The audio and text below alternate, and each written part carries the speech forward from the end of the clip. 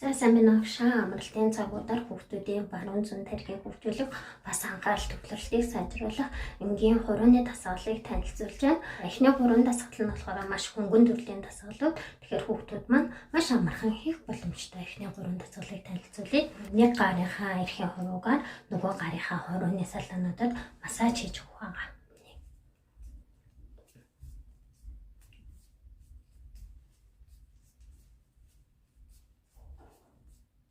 Ингэхдээ магадгүй одоо та нөгөө тоо зааж байгаа юм бол тоогоо тоолоод хийж болно. Эсвэл үсэг заасан бол үсгээ уншаад хийж болно. 1 2 3 4 5 6 7 8 эсвэл а э и о у ч гэдэг юм уу ингээд хийх боломжтой байгаа.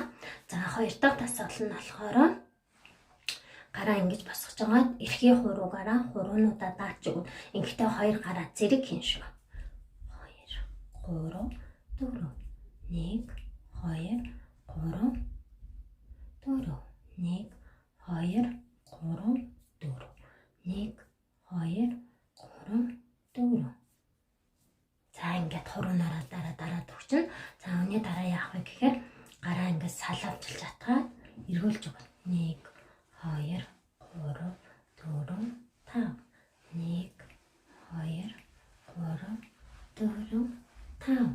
За нэг тасгалыг 5-аас 10-ын хооронд хийгээрэй.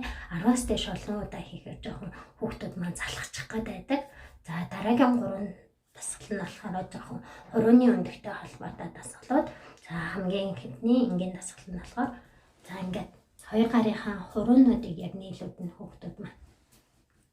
1 2 3 4 5 6 7 8 9 11 2 3 4 5 6 7 8 9 11 2 3 4 6 7 8 9 10 хүртэл тоолж олно. Магадгүй их шиг 7-гоо ч юм уу үе уншиж бол маме ми момо маме ми момо ингээд давхар хийгээд явчихад болно гэсэн.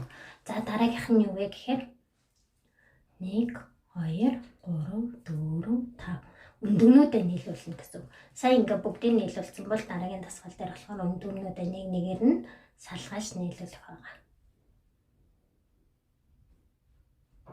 Энэ маань өөрөө хүүхдүүдийн маань баруун зүүн тархийг хамтан хөгжүүлэхээс гадна бас анхаарал төвлөрөлтийг сайжруулж өгдөг дасгал байгаа. За одоо болохоор хоёр гараа эсрэг хөдөлгөөн хийдэг одоо дасгал зааж өгье. Энэ маань болохоор бага насны хүүхдүүдийн хувьд арай жоохон хүнд байдаг. Эхнийх нь болохоор хамгийн амархан. Нэг гараа атгаад нөгөө гараа дэлгээд. А э и о у ингээд үсгтэйгээ юм уу таатайгаа холбоод хийхэд болно. За дараагийнх нь тоглоом болохоор тулай анчин гэдэг тоглоом байгаа. Тулай анчин. Энэ үг нь бөө гэж хэлдэг. Гэхдээ нөгөө бөө гэдэг үг маань жоохон англи тохиромжгүй учраас одоо анчин гэж нэрлсэн байгаа шүү. Тулай анчин. За эхлээд яах вэ гэхээр хүүхдүүд маань энэ дасгалыг хийхдээ жоохон хэцүү байдаг. Тиймээс эхний удаа та болохоор хоёр гараараа зэрэг тулайгээд анчин, тулай, анчин ингээд сургацах. Тэгээд хоёр дахь удаа нь яах вэ гэхээр нэг гар нь тулайвал нөгөө гар нь анчин болох ёстой. Анчин тулай хоёр маань ингээд явах гэсэн.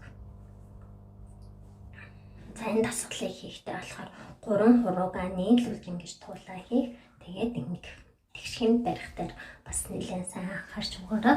Тэгээ энэ маань бас тийм амархан дасгал биш болохоор удаан хийж агаад оролцгаарай. Тэгтээ илүү бас хүүхдүүд маань сонирхолтой байдаг байгаа. За тэгээ 3 дахь дасгал нь болохоор баруун зүүн.